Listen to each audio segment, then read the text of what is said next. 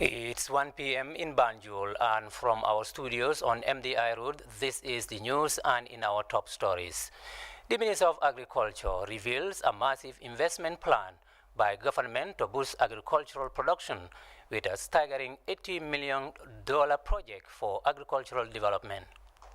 The Minister of Lands inaugurates a magnificent multi-purpose facility by Koina Charity Association, The Gambia. Stakeholders validates a multi-sectoral document on the National Tobacco Control Policy 2021-2025. Plus, senior personnel of the Gambia Police Force hone their skills on environmental legislation, courtesy of the National Environment Agency. And in other news, Nigeria is on the verge to experience acute food insecurity as food reserves continue to decline along running space of conflicts. These and much more coming ahead in the news. I am Ibrahima Nsani.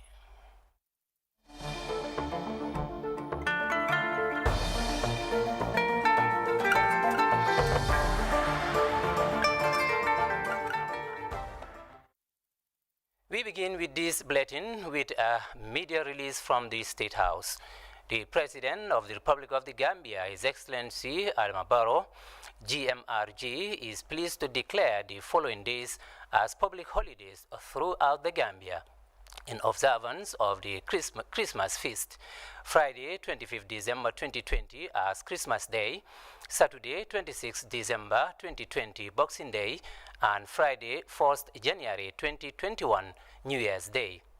In this regard, His Excellency President Adama Barrow and the Force family wish all Christians in the Gambia a Merry Christmas and Happy New Year in advance, and reminds them to always live by and emulate the noble virtues of peaceful coexistence and tolerance as taught by Jesus Christ, the release ends.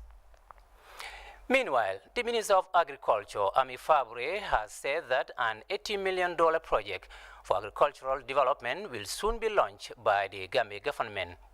This massive investment in the agriculture sector has been constantly mentioned by the President Adama Barrow in his ongoing Meet the People's tour as one of his government's efforts to boost agricultural production in the country. The Agri Minister explains the project in detail in this interview with GRTS's Modu S. Jallo on the sidelines of the Meet the People tour. $1 million project is IFAD-funded project. No, we have a NEMA project that was a 6-year project, and that one has phased out. And now we are able to have the $80 million project so that to improve our farming in this country. Yeah, because Gambia here, 75% of our rural people, their livelihood is from agriculture. So based on that, this $80 million project will boost agricultural crop production and the productivity in the area of rice production, vegetables, and even small remnants, under dikes construction, and even road.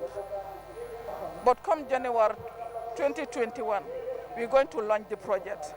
It will start. Where would it be invested? It's cross-cutting, ranging from rice production, vegetable production, small ruminants, even matching grant, whereby you can empower women and the youth to have access to funds so that they can also invest on agriculture. That will also improve at least youth employment. Yeah. $80 million project obviously is a huge project. How would it impact or how would it contribute to boosting the agricultural sector? That's going to improve a lot in agriculture, because the areas I mentioned, it will improve the livelihood of our small-scale farmers, because we want to make sure that farmers see agriculture as commercial production, because their livelihood depends on agriculture. So obviously their life will be improved. Many farmers were saying that this year agricultural production and productivity has been increased. Yes, they're facing with some challenges, especially the women farmers. Most of them are eager to have vegetable garden schemes. But I'm telling you, across the country, we have almost 554 communal garden schemes in this country. And that all of them are engaged in horticultural crop production, that's vegetable production. Yes, we will increase the vegetable production in this country, because if they hear that there is a project coming, most of them, they always request. Even a small village with 5 compounds or few, they will ask for vegetable gardens. But we'll address some of their issues. And we'll make sure that agricultural crop production in the area of vegetable, rice, small ruminant, to name few, even processing, it will be addressed. Yeah. So some of the challenges, I want to assure them that it will be addressed, because some of them are saying that they need machines, milling machines. In fact, during the dry season, we distributed a lot of machines. Almost 106 communities received these milling machines. But nonetheless, still we'll add our effort so that at least they can have enough milling machines, so that at least it will reduce drudgery on women. For over 50 years, we used to provide tractors for farmers, but this time around, it's going to be different, because we want to ensure that these 50 tractors are sustained, because we cannot give out these 50 tractors like that. At the end of the day, they will come back and request more tractors again. So based on that, of Agriculture, Ami Fabre, talking to GRTS Modu Esjalo on the sidelines of President Barrow's Meet the People tour. In another development, the Koina Charity Association Gambia also inaugurated a new structure comprising 2 office complexes, a conference room, 3 shops, and a guest room at a ceremony presided over by the Minister of Lands and Religious Affairs.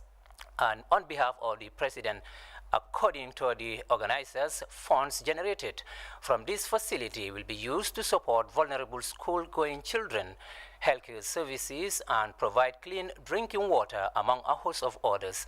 Our URR correspondent Seydou Kamara tells us more.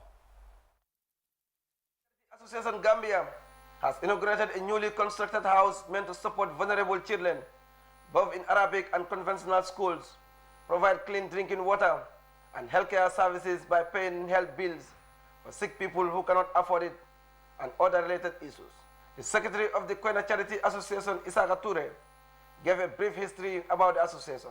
Koina Charity Association is charity association we just organize is by Koinan people.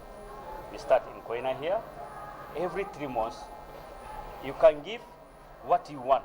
There is no amount, and again, there is no by force. What you have, you give us. We just say, Alhamdulillah, now you see this building. We start this building between 1 year, 12 months, building has completed.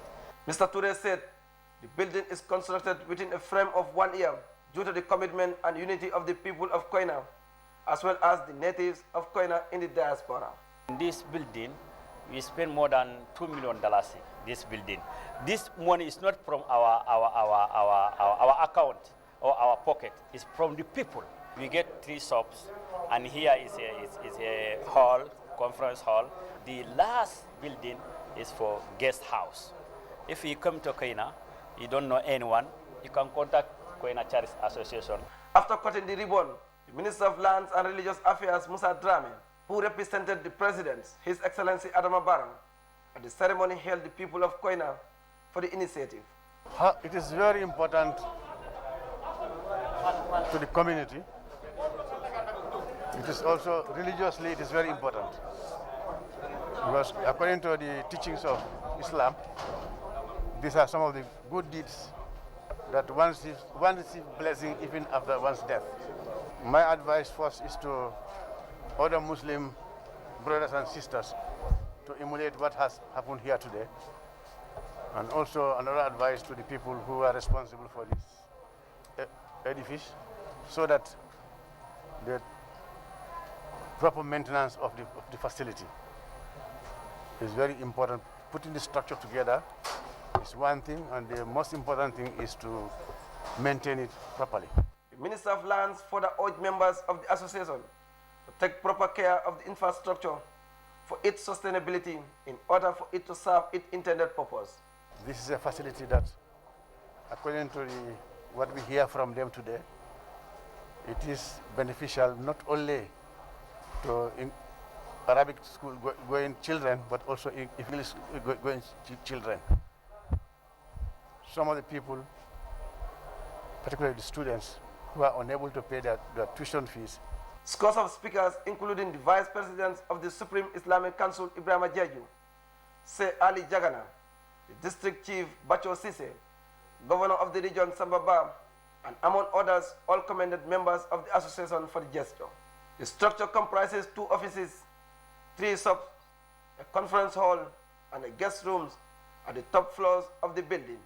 According to organizers, the initiative is a community-based development meant to render support to the needy people in Koina and the Gambia at large. The initiative is also aimed at providing clean drinking water, sponsor school children both in Arabic and conventional schools, as well as provide healthcare services to the people. With the inauguration of this multi-purpose building, it is hoped that members and people of Koina, in particular, will take ownership of the facility by ensuring its proper maintenance for it to serve its purposes. Seydou Camara, reporting for Jartet News from Basse, Upper River Region. Moving on, the Gambia Women Chamber of Commerce on Tuesday organized its first annual general meeting. The event was graced by women entrepreneurs and stakeholders. Senabu Jan covered the event and now filed in this report. Established in January 2019, the mission and vision of the Women's Chamber is to provide opportunities and visibility for women in business. The move is also designed to ensure the women entrepreneurs educate, empower, mentor and promote women's businesses, as well as building their capacities on record keeping, trade and increase their economic opportunities. Similarly, the network of Women on Peace and Security and its regional partners Monday have convened a day-long sensitization forum on the rights of migrants and domestic workers.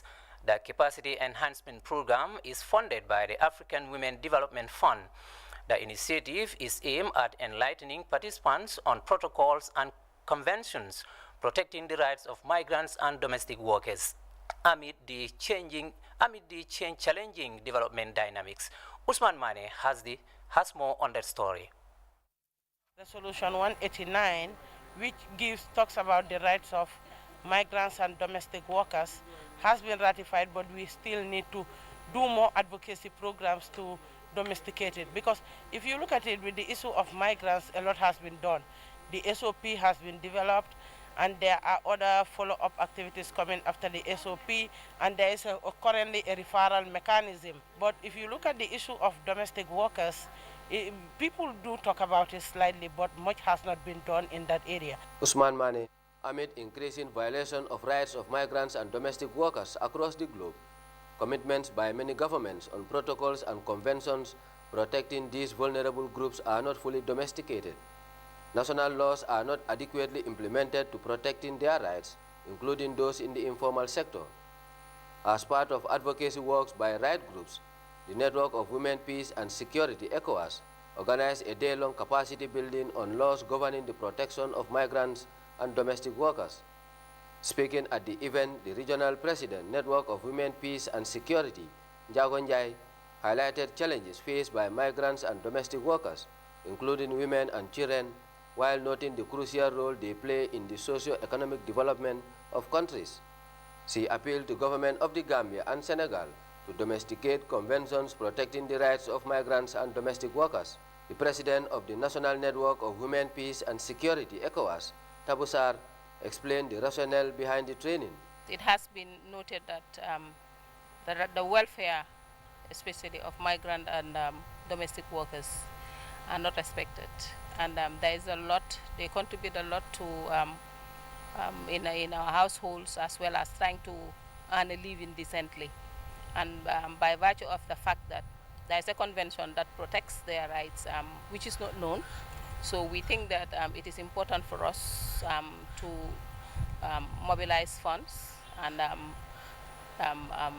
create awareness on it, particularly the stakeholders who are the domestic and the migrant workers.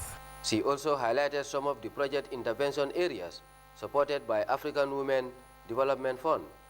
Part of the project is to do a research to know the prevalent rate of violence against domestic workers especially. Some of them have actually engaged in earning living by working in some of these countries that they migrate through.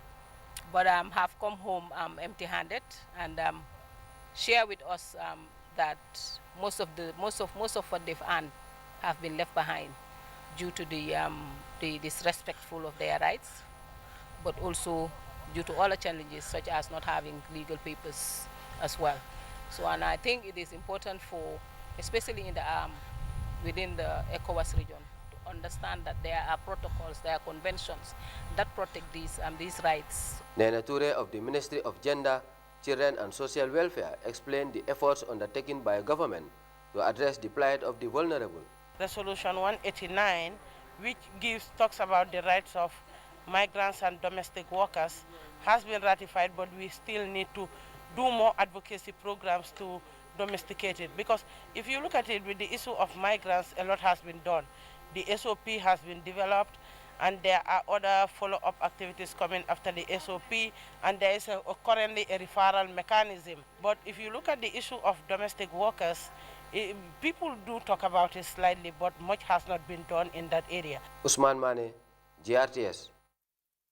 The Ministry of Health, in collaboration with the World Health Organization and partner agencies, have organized a 3-day multi-sectoral review and validation workshop on the National Tobacco Control Policy 2021-2025. The forum seeks to establish 100% smoke-free environment. As Jata Gasama reports. The National Tobacco Control Policy is an official government document containing a formal commitment to control the use of tobacco in the country. The 3-day review and validation exercise seeks to reduce the demand and supply of tobacco use and products to reverse the levels of morbidity and mortality rate from tobacco-related diseases. 71% of all deaths that happen in the world today, as we speak, are due to non-communicable diseases, mainly heart disease and stroke, of course, diabetes, cancers, and obstructive pulmonary disease. This is, long of them. It's only tobacco that has implication for all these 4 deaths. What we need to do now is to make sure that this policy document is translated into action. Action that will reduce the burden of tobacco use in this country. Officials say tobacco epidemic is one of the highest public health threats in the world, killing more than 8 million people annually around the world. And according to health officials, this trend is expected to rise if effective control measures are not put in place or implemented. Nearly 1.2 million people die innocently. Innocently means they are not smokers, they are not active smokers, those who smoke cigarettes or those who use tobacco. But these are people who are dying because they are close to someone who is smoking. Coming back to our own country here, what is happening? We're also seeing, of course, there has been a decline, but still we have a problem. What we are seeing here is our adults, age 16 years and above, male, female combined. We are seeing about 16% of those, they smoke. The Gambia won 12 World Health Organization's World No Tobacco Day Awards, which demonstrates the country's commitment to tobacco control and abuse. Despite these achievements, officials say tobacco control still remains a huge challenge, undermining national efforts to successfully implement the Framework Convention on Tobacco Control and meet the Sustainable Development Goals targets. These are the 4 big killers in the world. So what we are saying now, tobacco's contribution to non-communicable is about 24%, tobacco alone. So if you count all the deaths due to non-communicable diseases, tobacco alone contributes 24% or more. This is what the WHO's report for global death on tobacco for 2012, this is revelation for the Gambia. Of course, there are other countries. Now we even have the Tobacco Control Act of 2016, and it is this very body that play pivotal role in having that act. So we once again commend you for that. The reason why we are reviewing this policy, we need to review, update, so that we have current, a new one that will take us to 2025. It is also in a requirement in our Tobacco Control Act of 2016. There is a particular section that requires this body to review and update policies. According to health experts, Combating tobacco control and use is a complex issue, hence the need for multi-sectoral participants and approach to ensure tobacco-free Gambia. For the news, I am Aissatou Jata Gassama. The National Council for Civic Education, in partnership with the Association of Non-Governmental Organizations and United Democracy Fund, have concluded a 5-day community outreach tour on democratic governance, civil rights, and duties of a citizen at Katong in the Kombo South District over the weekend. Majan Baro reports. The Community Sensitization Forum by the NCCE is one of the effective means of reaching out to Gambians, especially on issues of democracy. The theme for this event is Consolidating Good Governance and Human Rights in the Gambia. The program attracted scores of people the opportunity to participate and share their experience on issues of democracy and human rights. It has contributed a lot in changing the mindsets and understanding of many Gambians about democracy as well as their civil rights and duties as citizens. We are in December, and by 2021, from January, the election years will start changing, and that I mean we'll be going for the voter registration, and all these are things that require sensitization. People need to know why are they registering. People need to know what is the essence of voting. People need to know what is the value of being a citizen. In addressing the gathering, Ansumana Yabo, Senior Civil Education Officer, NCCE, stressed the need for Gambians to know and understand what democracy is all about, knowing their civil rights and how government is running the affairs of the country, including state funds, institutions, and agencies. Many people don't understand what democracy is all about, but instead they keep insulting on social media, causing violence, which is very wrong. Our political and tribal differences should not cause violence among ourselves as citizens. Program Officer Aminata Diouf's speech was centered on civil rights, responsibilities and duties of a citizen. She unfolded the nature of a democratic state, which includes gender equality and equity, citizens' participation in lawmaking, giving equal opportunity to physically challenged persons, amongst others. According to Aminata, our collective participation is necessary in developing our communities and the country at large. The natives of Katong, including Dembo Mane and Fatunjayo Jata, took turns to commend the NCCE and their partners for coming up with such an important program at a time when the country is preparing for elections. The meeting is very important because it has enabled us to properly understand what democracy is. I personally was having wrong perception of democracy. Thanks to this program, I can now understand very well what democracy is all about. I urge the elected National Assembly members and councillors to heed to their campaign promises and work together with their electorates for the development of their respective wards and constituencies. It is believed that the Katong meeting has cleared the misconception that many have about democracy, tribalism, politics, and religion, which were outlined by participants as the main cause of violence clashes in the Gambia. However, it is advised that people should forget about their differences and work together for the socio-economic development of the country. Majan Baro for GRTS News. Moving on, officials of the National Environment Agency have organized a training program for senior personnel of the Gambia Police Force on environmental legislation. The capacity enhancement program seeks to enforce environmental laws and penalties surrounding law offenses. By Ibrahim Cham has more on that story. Environmental legislation is a set of laws presented by the government in protecting the environment against hazardous practices, be it terrestrial, aquatic, and atmospheric. The Gambia's Foundation for Environmental Protection is the Environmental Management Act. It includes regulations to address the use of hazardous chemicals and pesticides, prevention of waste dumping, and the ban on plastic bags, amongst others. According to officials, littering is the most common offense. You know, if you go to the highway, people ply the highway in their vehicle, you know, they buy drinks, you know, the empty can is thrown away.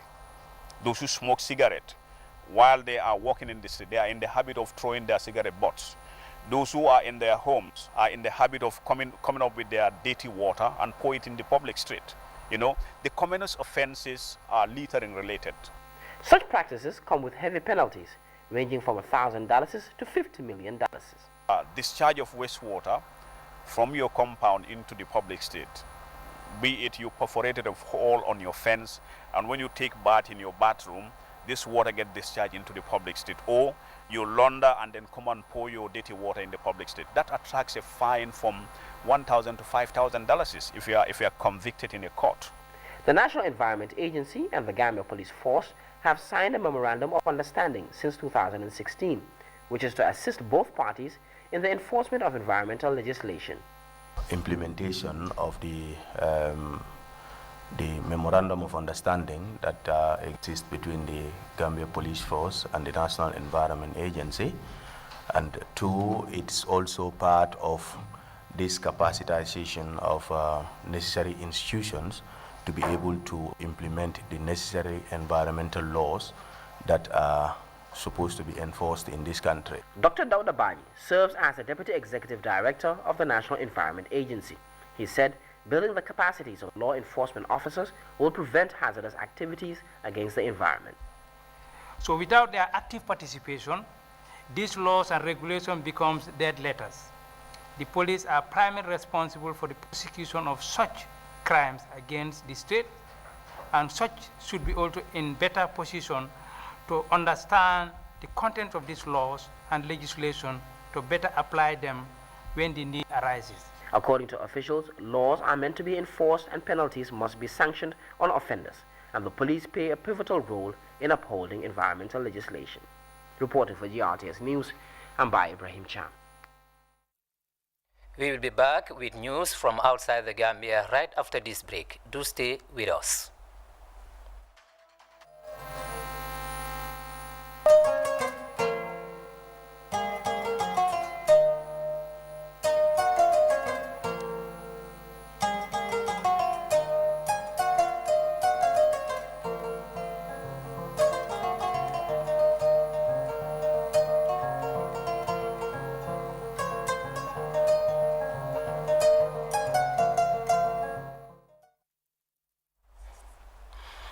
Welcome back. Nigeria may be heading towards a severe food insecurity as food reserves continue to decline along running space of conflict between the farmers and herders, and insurgency in the country's northeast have resulted to a full-blown insecurity. The Farmers Association said these, alongside issues of climate change and the disruption caused by the coronavirus pandemic, have destabilized the food production chain across the country. CGTN reports. Emmanuel Wosu runs this fish farm in the outskirts of Nigeria's capital, Abuja. In the past, he and some of his workers would spend the night on the farm tending to the fish. That determined the output of their harvests. But now Wosu and his team work hurriedly to leave the farm before dark, as it has become more unsafe. Farmers around here have suffered series of attacks. This is affecting their productivity. Since the insecurity in the country, all the storage systems have been demolished. That is the danger. This place those days, by this time, we have every pond stocked. And when you want to sell, you are sure you want to sell about 20 to 30 tons. But this day, walk around, you can only see about 2 or 3 tons, which because we are not sure of the security. So we take less risk so that to enable us to avert much of the loss. And that is why it is dangerous for the nation, and that is why it is dangerous for even the populace, and that's why the increasing hunger will continue. Farmers Association has reported a worrying decline in food reserves. The country's food stock is less than 30,000 metric tons, grossly insufficient for the country's 200 million strong population. This is following a consistent surge in farmers' insecurity.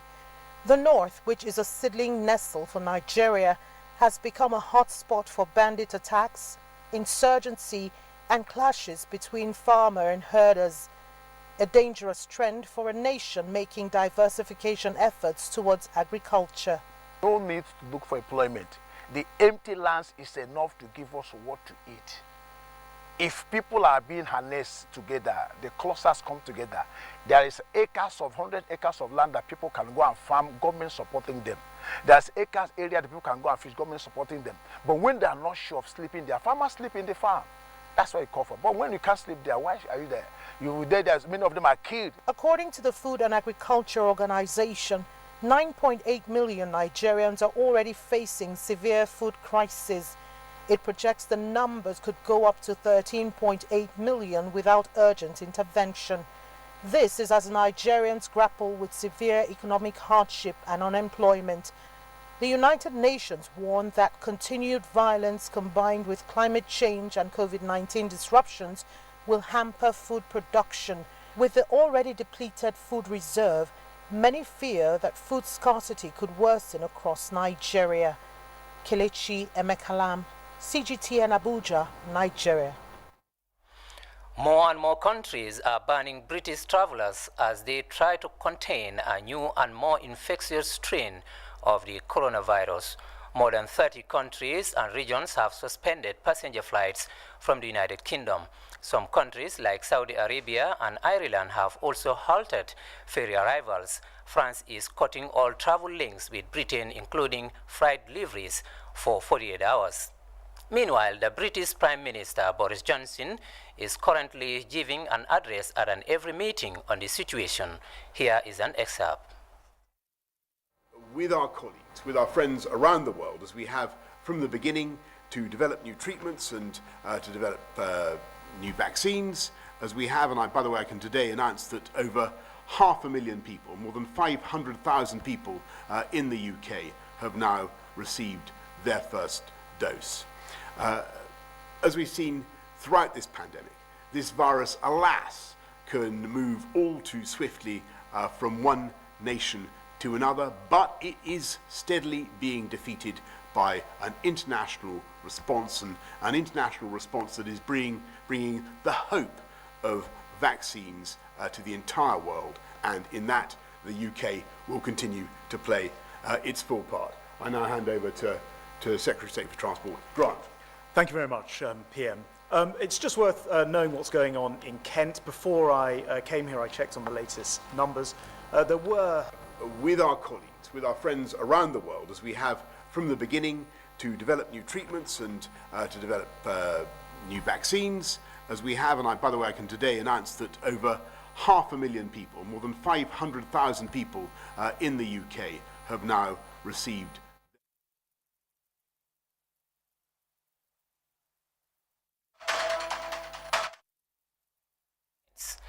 The Agriculture Minister, Ami Fabre, has revealed a massive investment plan by government to boost agricultural production with staggering $80 million project for agricultural development.